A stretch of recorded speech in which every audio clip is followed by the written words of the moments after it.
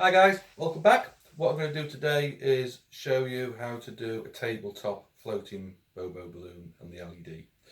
Basically what I do is I use one of these little boxes. You get these off eBay or we have someone can supply them, and that is really to put the battery pack in, because basically what you get for the floating balloon is your battery pack with your batteries and your balloon. That's all basically that you need. But obviously people don't want to see that on the table, so there are various ways you can do it. I use one of these boxes because the battery pack fits in very nicely. What I do is I punch a hole through the middle of it and then thread through the wire. So you undo the wire,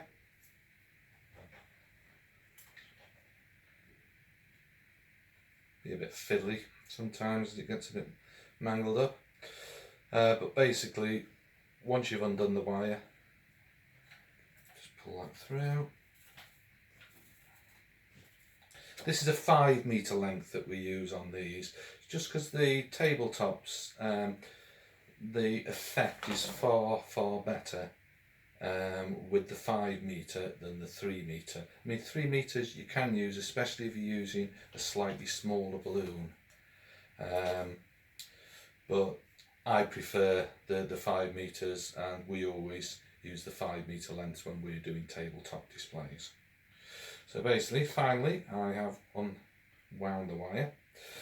Run your fingers round, straight down, put it along to make sure there's no kinks in the wire, because what we don't want is kinks in the wire, because any pressure on the balloon can cause it to pop basically, which is obviously what we don't want.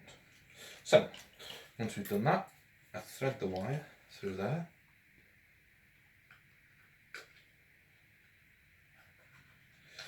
Pull it all the way through.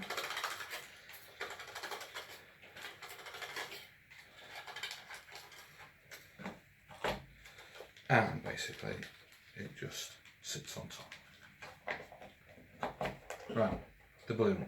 Mark the top off the balloon.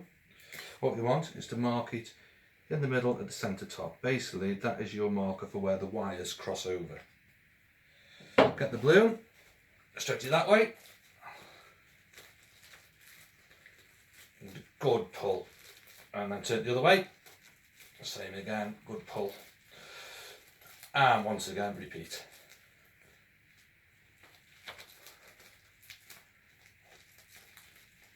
The idea of doing this is so that the balloon inflates correctly on both sides. Sometimes if you don't do it, what happens is the balloon will blow out more on one side than the other, and that's what we're trying to avoid by actually pre-stretching the balloon. Then what we're going to do is fill this one with helium. So I'll just get my helium canister. There we go.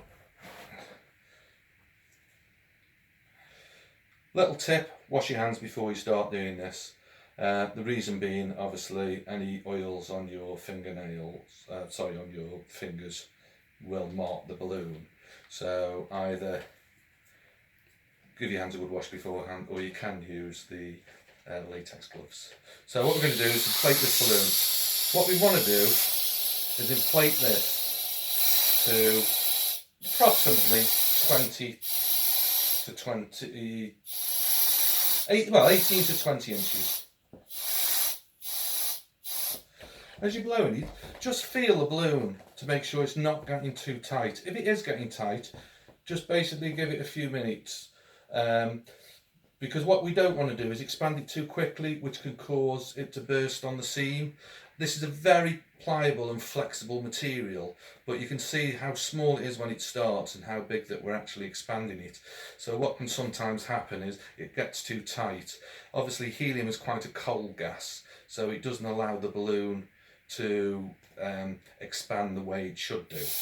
So basically, there we go, it's basically up to size.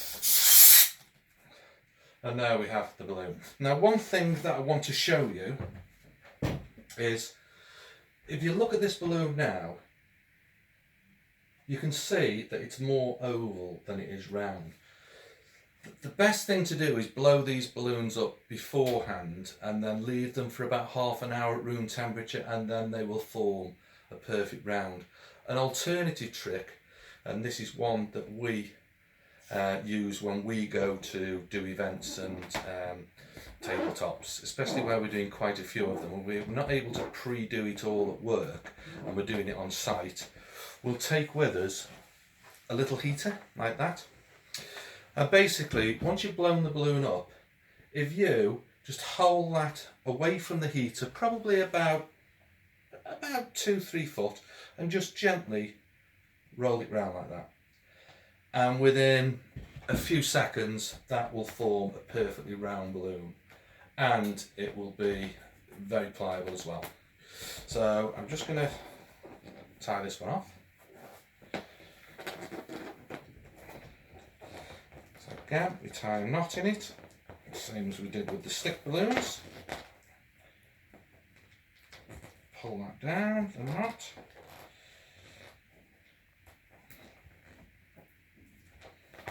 And then basically push that up as far as you possibly can. Right. If you don't have a heater, I mean, you can already see that already in 5 minutes has started to get more and more round. So like I say, if you do have the opportunity where you can inflate them and just leave them for 10 minutes to round off, then it's perfect. If they don't go round off, what sometimes happens is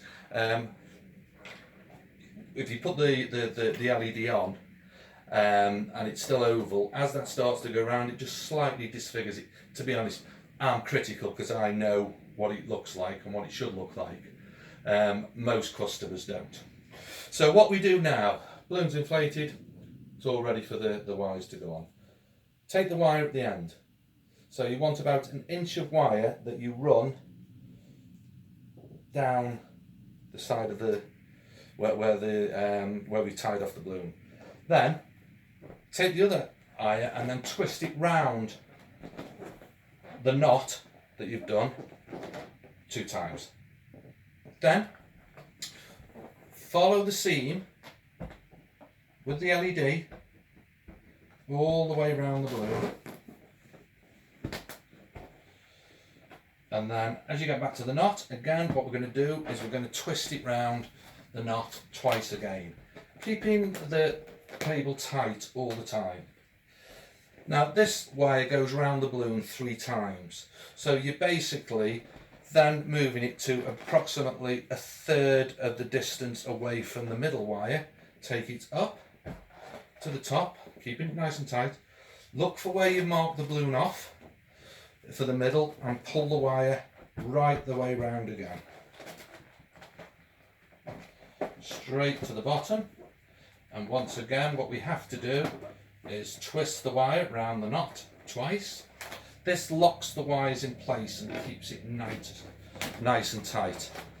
And finally it goes back round the balloon once more, again straight across the middle where you mark the balloon, so it forms a nice even segment, straight the way round, and to the knot again and again. Twist it round twice. Then what I do is the 1 inch of wire that I left round at the bottom, I just twist that round the other wire, just basically so it locks it all off and keeps it nice and tight. Balloon now is floating.